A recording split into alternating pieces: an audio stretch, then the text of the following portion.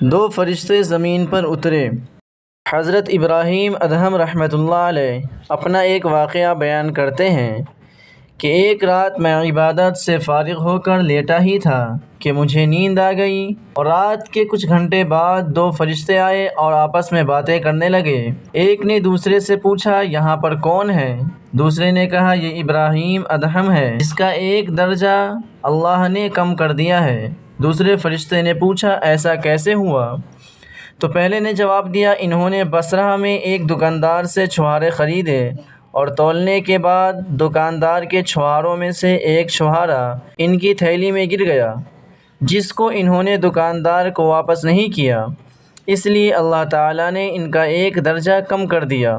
ابراہیم ادہم رحمۃ اللہ علیہ کہتے ہیں کہ جیسے ہی میں نے یہ سنا تو میں فوراً بصرہ کی طرف روانہ ہو گیا اور اس دکاندار کے پاس پہنچا جس سے میں نے چھہارے خریدے تھے۔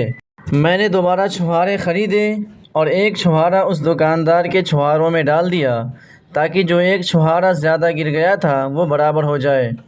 اس کے بعد میں پھر وہیں پر واپس آیا اور آرام کرنے کے لیے لیٹ گیا۔ نہ جانے کب مجھے نیند آ گئی۔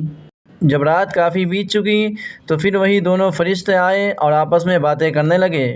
ایک نے دوسرے سے پوچھا، یہاں پر کون ہے؟ دوسرے نے جواب دیا، یہ ابراہیم ادہم ہے۔ پہلے نے کہا، اچھا تو یہ وہی ہے جس نے چیز کو اس کی اپنی جگہ پر واپس کر دیا۔ اللہ نے ان کا ایک درجہ جو کم کر دیا تھا اس کو پھر سے بلند کر دیا۔ تو دوستوں، اسی لیے ہمیں بھی اگر کوئی دکاندار یا کوئی بھی شخص غلطی سے کچھ زیادہ سامان یا زیادہ پیسے دے دے تو ہمیں اس کو واپس کر دینا چاہیے، ورنہ اللہ تعالی ہم سے اس کا حساب لے گا۔